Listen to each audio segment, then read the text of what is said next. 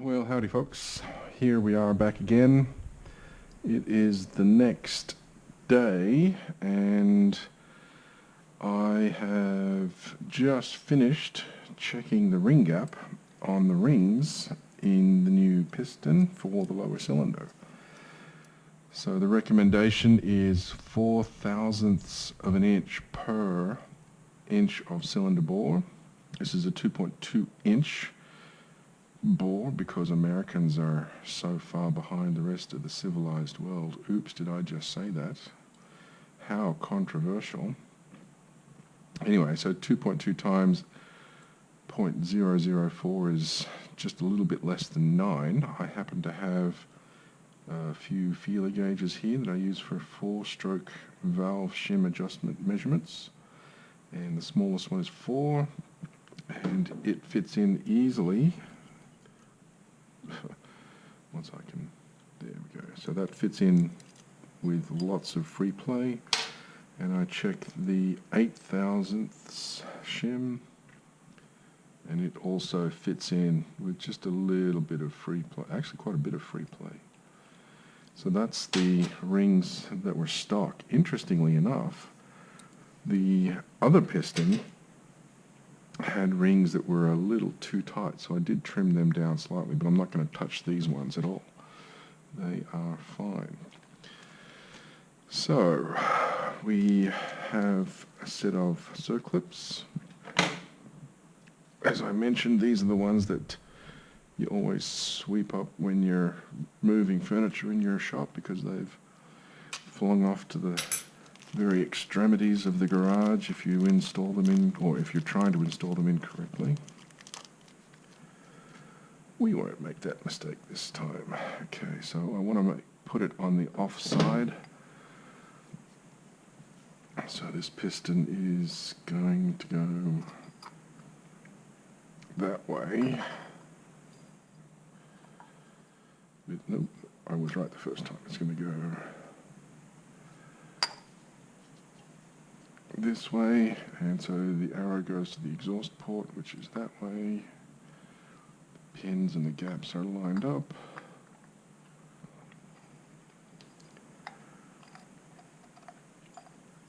There we go. So I'm going to put the circlip on this side. Just realized I forgot to trim the gasket material. And yes, I did say I would not use a hard steel blade, but if you're careful and you scrape and you don't cut, in my experience it works okay. Yeah, so I mentioned yesterday that the fan had to be running because it was so hot in here, and today it's pouring rain out there.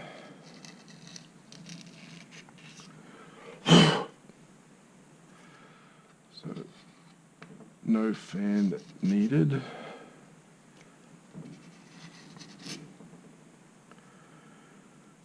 Okay. I don't want to let anything get into the transfer ports or into the cooling jacket.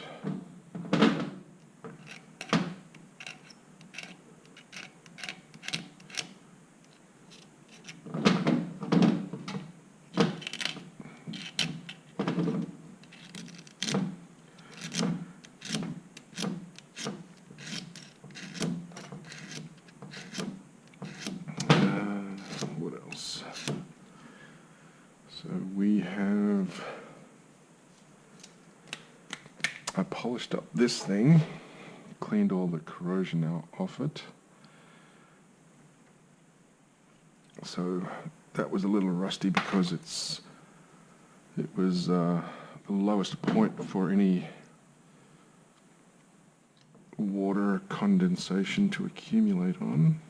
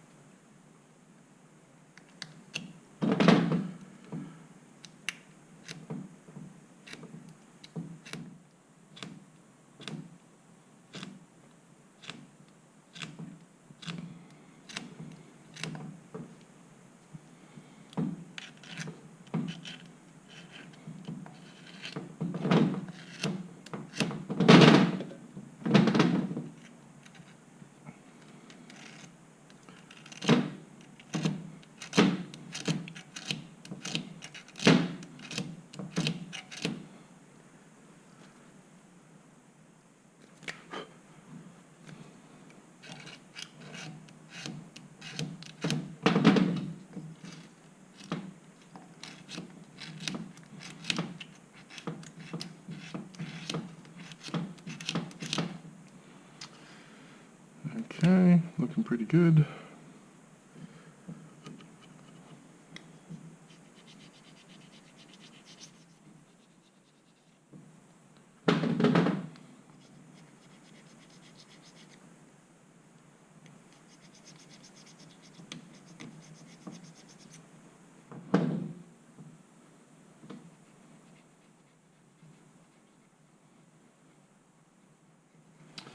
I think I mentioned in another video there was one point where I was swapping a cylinder head and I needed to get this dowel out. And an old trick I learned was to actually put a tap into here and thread or cut the tap into the dowel and then pull the tap out, and the dowel came with it. And that was a handy little trick to learn. Okay, so that goes in there like that. Oh yes, and notice brand new wheels in Husqvarna colors. Getting ready to do some dirt riding on my Supermoto. So my nephew and I can do some riding on the Supermoto track one day, and then just a short period of work in the shop, do some flat track riding on the grass track out in the yard. Yeah, I think I'll pull that out. So we don't want to put the gap here like this. That makes it much more difficult to get out. Instead we'll put the gap at the edge at the other end.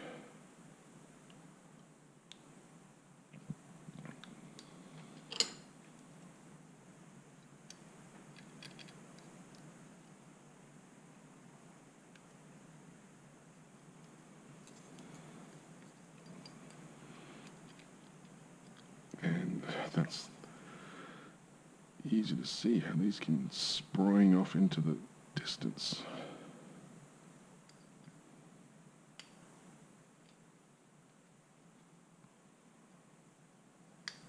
It keeps popping out.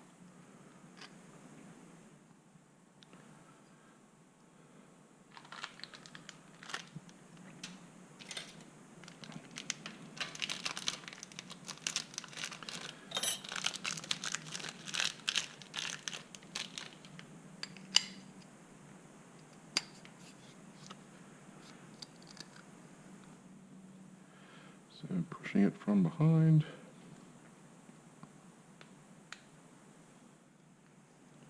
There we go, pop.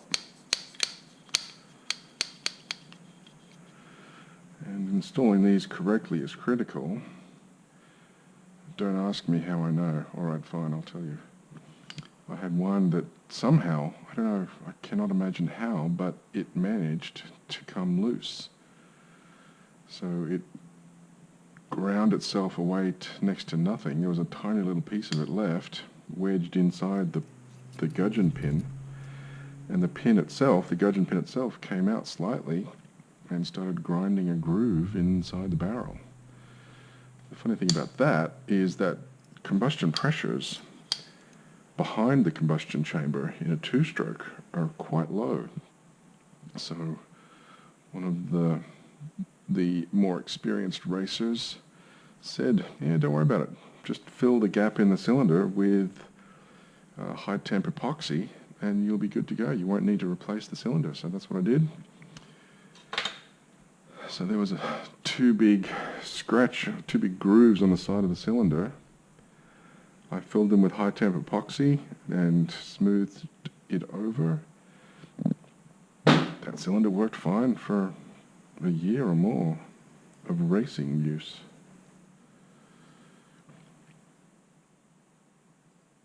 What do they call it? In Australia it was called something different. Here it's called JB Weld, that's it. But back in those days in Australia it was just high temp epoxy.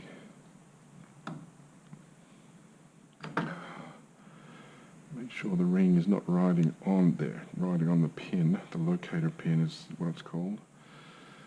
And then insert the piston with the rings.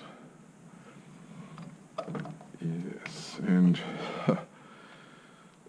hope that the piston pin, the ring locating pin, is properly inserted into the piston, because when those come loose, that's a pain too. And again, I've had that happen.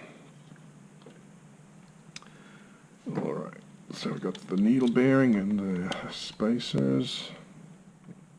Let's get some light on the subject.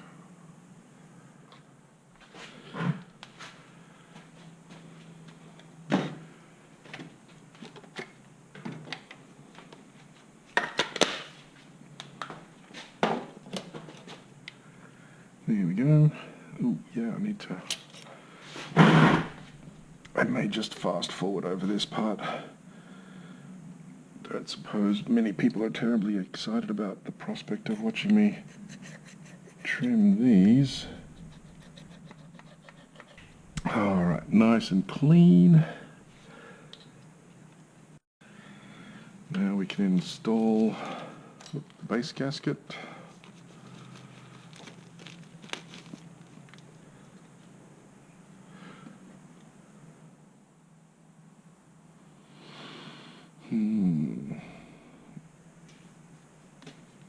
Actually, let's do this just for posterity.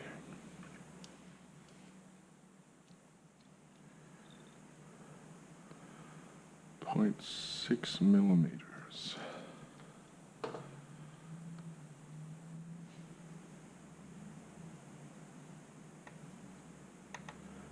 Yes, and the dowels have to clear.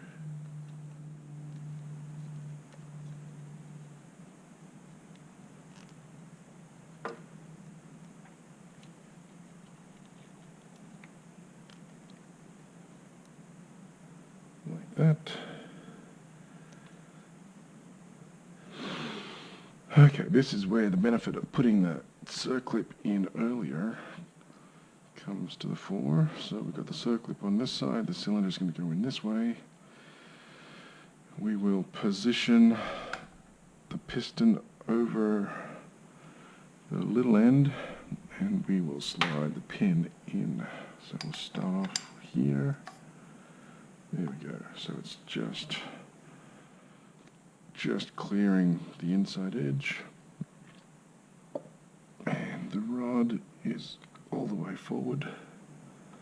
Just makes it a little easier.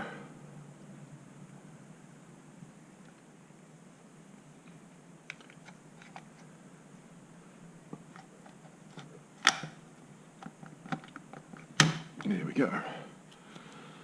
So the piston pin is in. We don't want to let that gasket get any damage. Ooh, I need to hang this from here, like that. And then we get the other circlip. And every time, it's always quicker and easier to remove more than it is to wrestle with it later. So I'll just remove that hose, which I should have done already. And these are actually, by the way, brand new silicone hoses in matte black, because that looks more like production, instead of using the standard rubber that the stock hoses are made of. Okay, here's probably the trickiest part of the entire process, getting this little bugger in.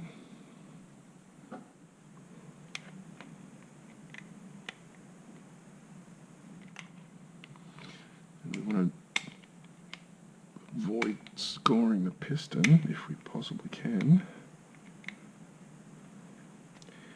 he says optimistically as he scores the piston.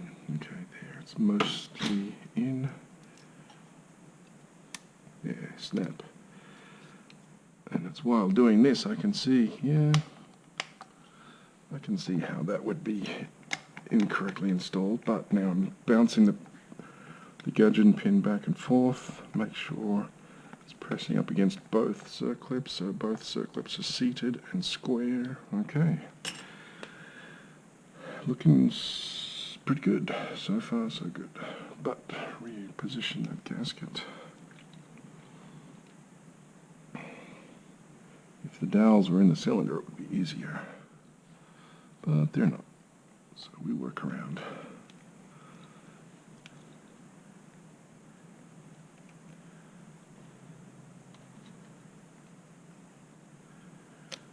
Okay.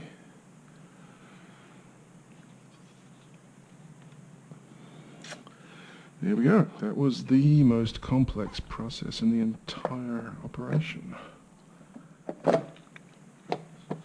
Okay. That's it. Nice and flat.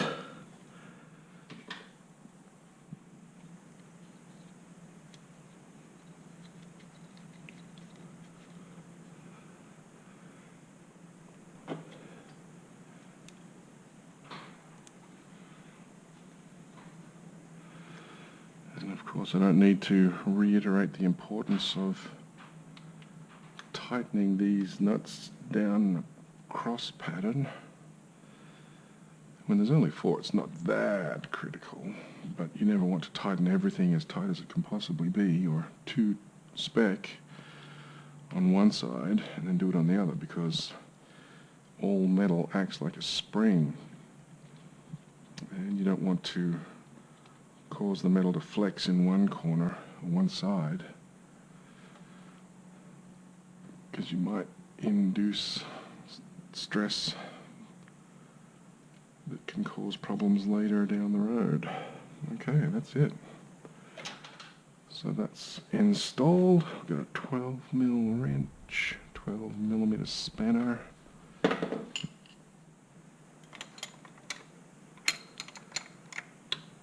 Two.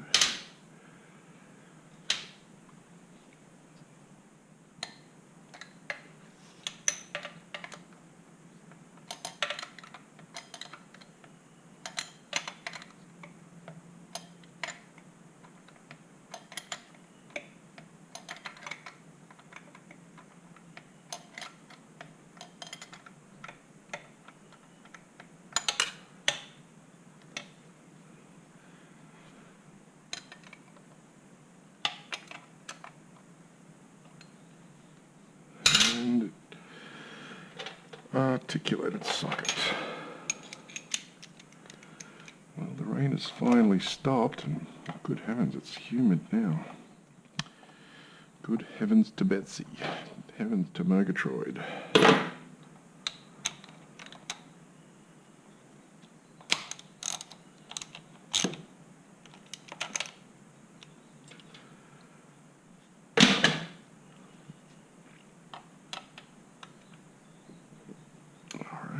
That's nice and tight.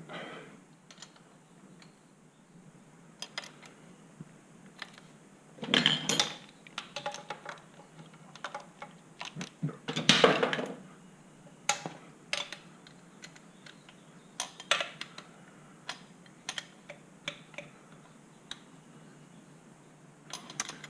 Oh yes, and I got some good news. Just yesterday from a former sponsor. So it looks like Senna Communicators would like to sponsor me again.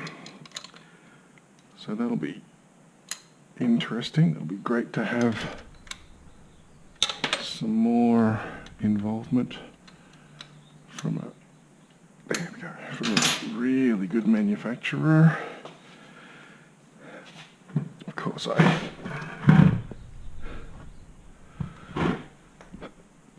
had those custom-made graphics printed up many years ago. But yeah, they're going to be helping out with product demos, marketing, and all kinds of fun stuff.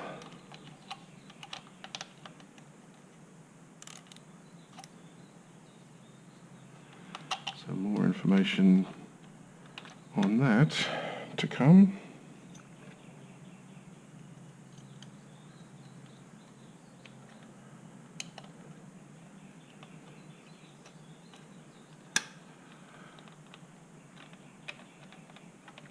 There we go.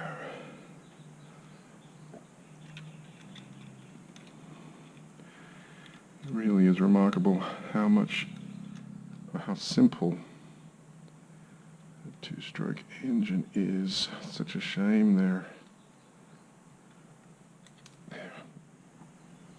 they were unpopular, but yeah, as we know, KTM and Husky have resurrected the technology with their throttle transfer port injection off-road models.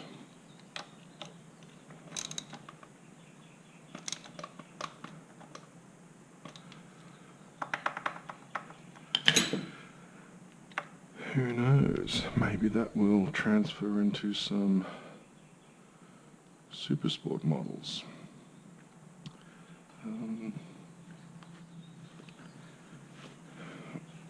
Yes, I've been advising Dawn on the differences between riding this on Monday compared to her little MV Agusta 4-stroke. It's actually surprisingly different. There are many different attributes of the two-stroke engine that can catch you out if you're accustomed to riding a 4-stroke. Not all of them bad, some of them definitely, but not all. This thing has absolutely no engine braking. So if you're coming into a corner at the track and you chop the throttle like you do on a 4-stroke, on this thing it has almost no effect. It doesn't really slow you down.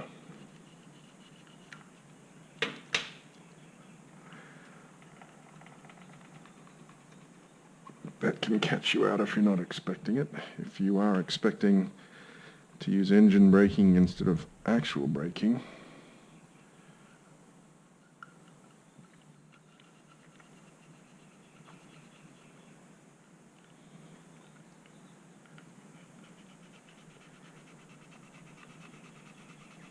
come on.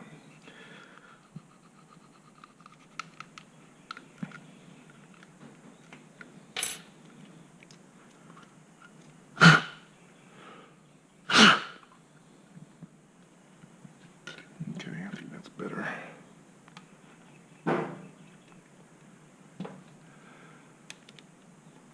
Yeah, so she doesn't like revving the engine so hard. She's accustomed to riding a Ducati Monster, which is a much slower revving machine than that MV Agusta. But of course that wasn't the biggest issue she had with it. It was really just the fact that it was just slightly too tall at the seat height. So she could tiptoe around, but if anything happened, then she was just not comfortable.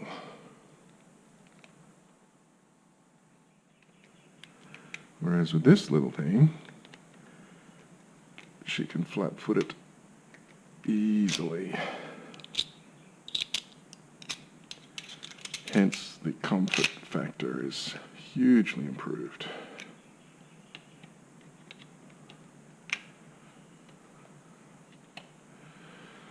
Well, look at that.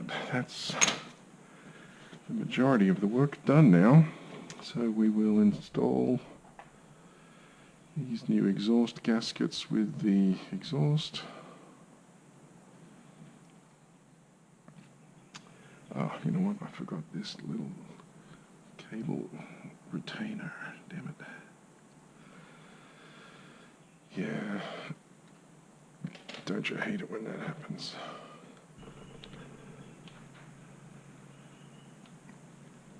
There's that.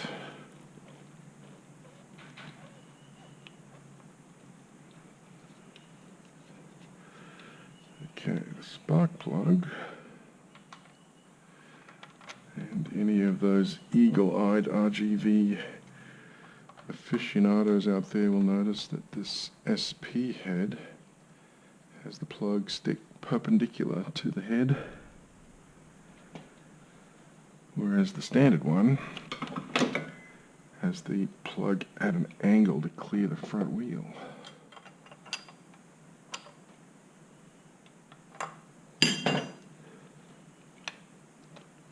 Okay, there's that. Now we need to, I did have these adjusted. I carefully calibrated them to the servo. So now I'm just mainly worried about the tension, which feels pretty good.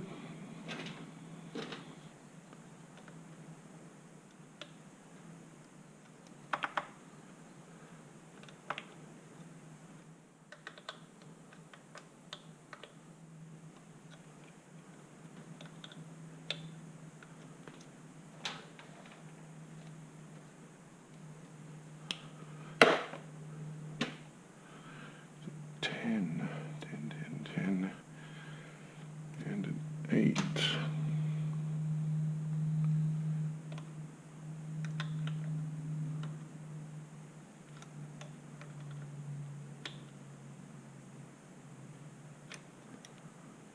Okay. Feels pretty good.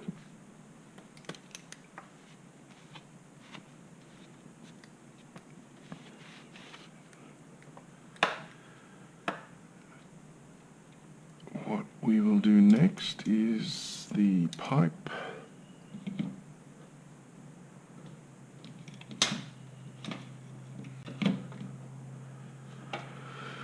So this goes in here, but of course it won't hold up against gravity.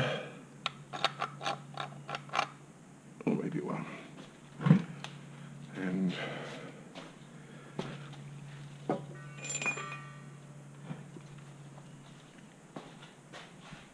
this has to come in from this side.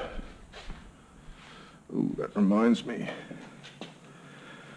I've been reading up about two-stroke combustion, and some experts tuning KTM two-stroke dirt bikes have pointed out how bad ethanol is for two-stroke combustion.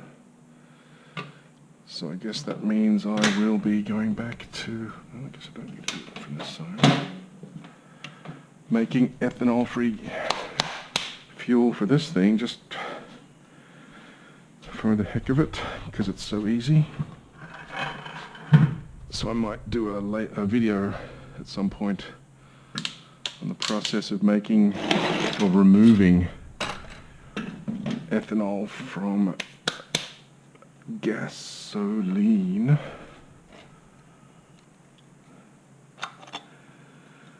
It is truly a very simple process.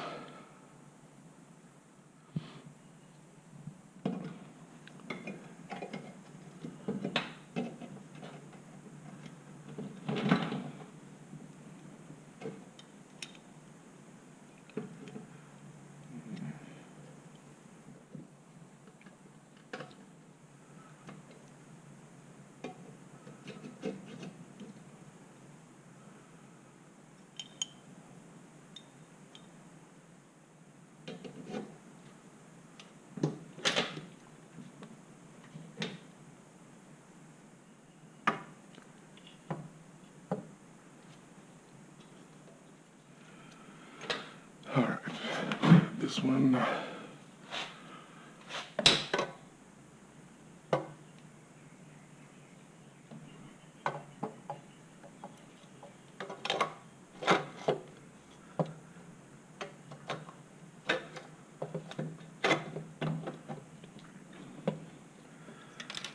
First we go through the little bracket.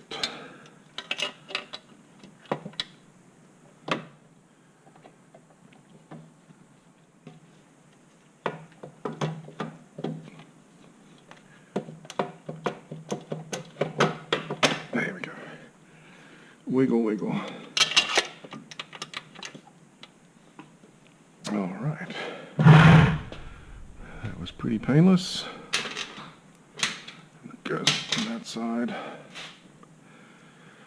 And that one goes on that side. And these two go right here.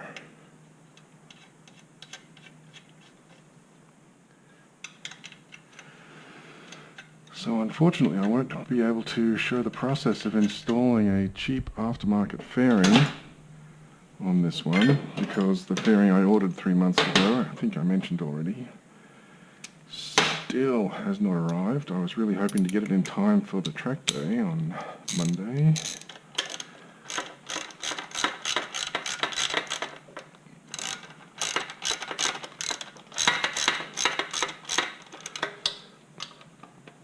But we'll have to go without it.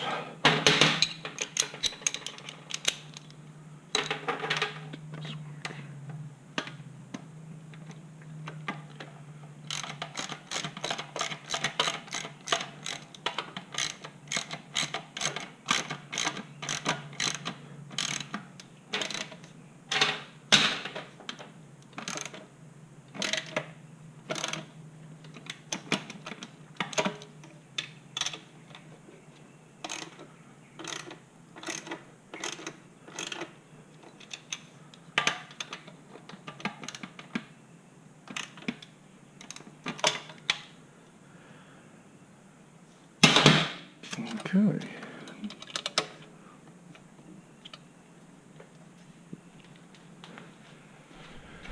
So that's the majority of the effort complete.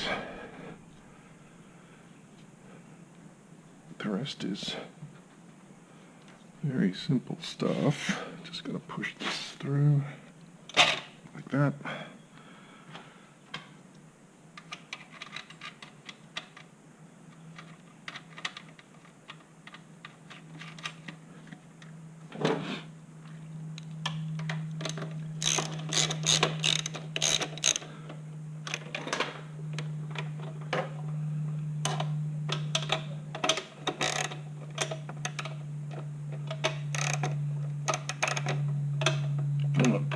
Get on there. There's my other ratchet.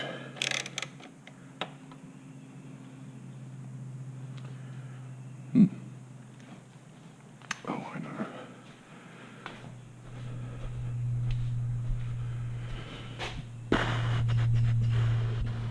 Where did I put that thing?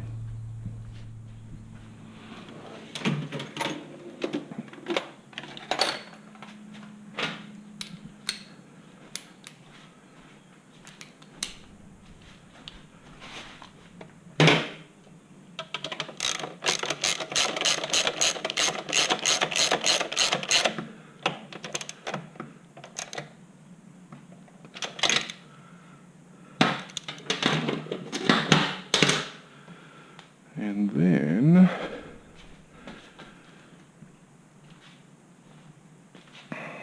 bolt here, not there.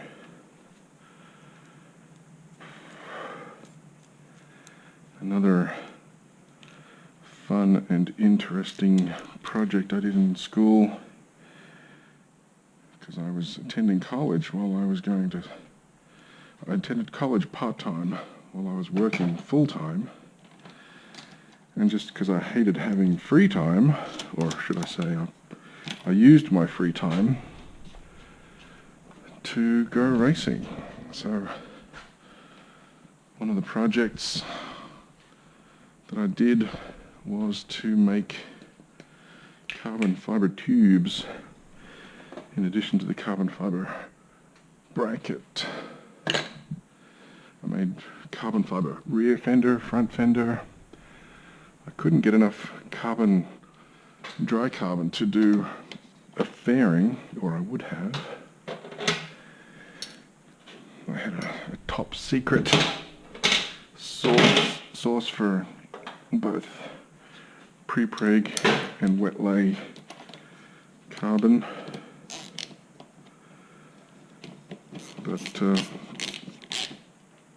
yeah, I made some carbon fibre tubes and had a local welder make up some aluminum end caps, front and rear.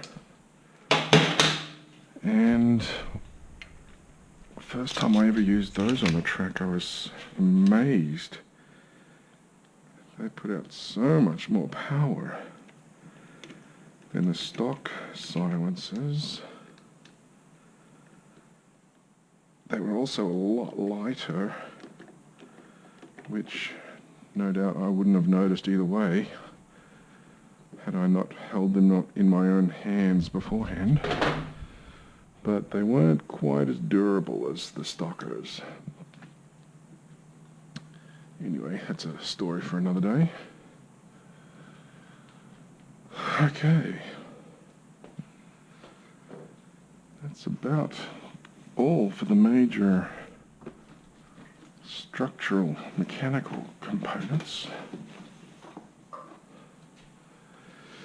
So the fairing is next, but before I put the fairing on, oh yeah, I need to get another one of these. This little bracket cracked. I might make one out of aluminum or aluminum or aluminium. I actually did attend high school both in America, in Oregon and in Sydney. And I remember after leaving the US and going back to Australia, I was in an engineering class and was asked a question that required my answer to be the element Al from the periodic table. And so I said, oh, that would be aluminum. And the teacher was mortified. That would be aluminium, he said. But I digress.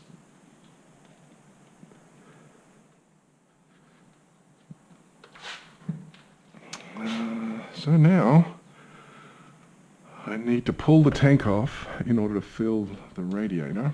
Yes, irritating, I know, but that's the way it works.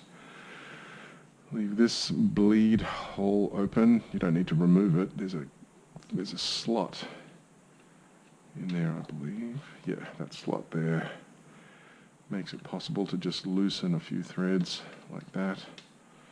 And as you're filling the radiator and the coolant is flowing through the entire system, you can hear air hissing out of here, which of course is why it's there. So yeah, I'll pull the tank, fill the system with the coolant, and then I should be good to go.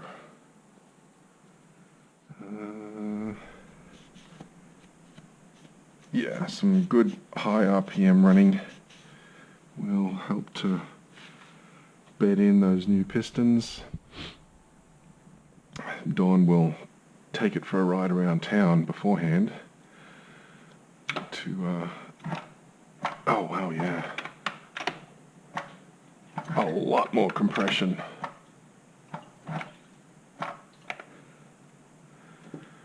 That's quite remarkable, actually. Much more compression.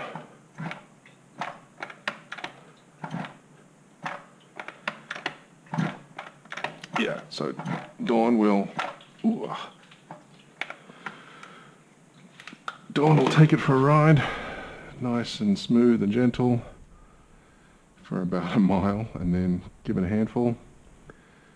we will be at the track. We'll both ride it. I'm not sure if I'll take, the Aprilia. It's down for the count until we get those valve guides fixed. The MV Augusta is running just fine. I filled it full of ethanol free just the other day because, of course, it can sometimes go for months between starts. The Ducati is all set to go. I welded up that mirror bracket, so now the aftermarket upper fairing support doesn't allow the mirrors to wiggle constantly.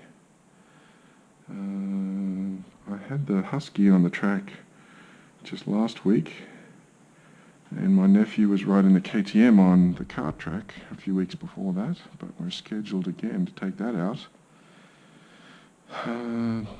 soon. He has one more week of school, and then he'll be up here for a few weeks, and we'll probably go to the kart track every weekend. So that'll be fun. He loves having the traction of those big fat tires over these skinny little ones. So maybe one of these days we'll put him on a sport bike and do a track day at the full-size track. Anyway, tank, coolant, drain plug, fairing, and we're done.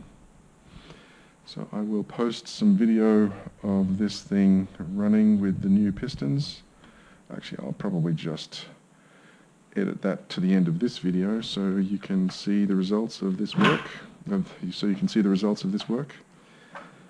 Yeah, it's much more compression. I'm constantly amazed at this machine. It's 30 years old. It had the original tires on it. It definitely had the original pistons and rings in it. Some nuts and bolts were replaced, like that one, and this one, and a few others all over had been replaced. These are aftermarket rear sets. When my other RGV gets here, I'll put these on that one because it's going to be a track rat.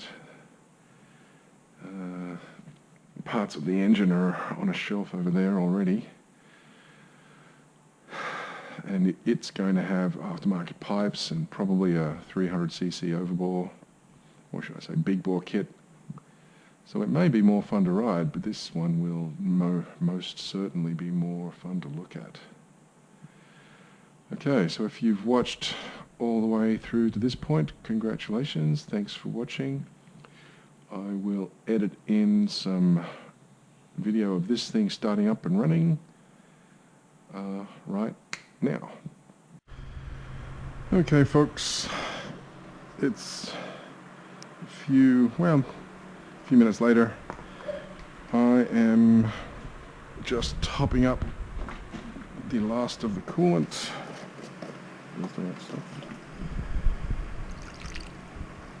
Just to make sure I can burp it.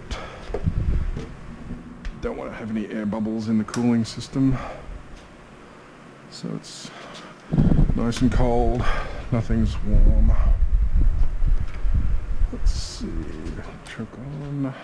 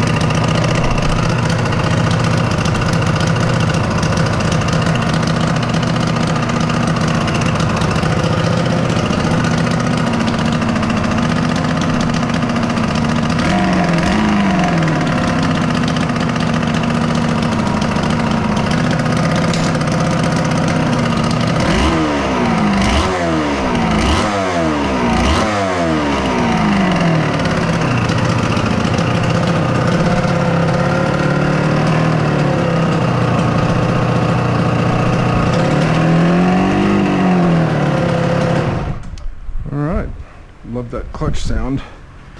Okay, so the real test is to allow it to get warm enough so that the thermostat opens up. So I will do that later. I'll put a little more gas in the funnel and let it warm up properly, but yeah, no one needs to hear this thing idle for that long. So the project is about done. Simple task. Put the radiator cap on, put the tank on. Side fairing is 2 bolts, these 2 bolts on that side, and then this bolt on that side. And then on this side we just do snap, snap, snap, snap, snap, and bolt in here, and we're done. So once I've had it warm up and verify that coolant level, we're all set for the track. So I don't know how long exactly this process took to swap out the cylinder, but yeah, it's a little quicker on the bottom than it is on the top. Probably takes twice as long to do on the top.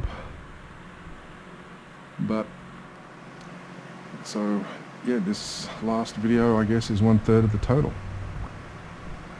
Anyway, thank you for watching, and as I said before, any questions, either post them in the comments or just send me a DM. Facebook is fine, I don't mind. Get a lot of people send me messages through Facebook with questions on mainly Aprilia issues, but also some Ducati. Anyway, yep, thanks for watching. Bye.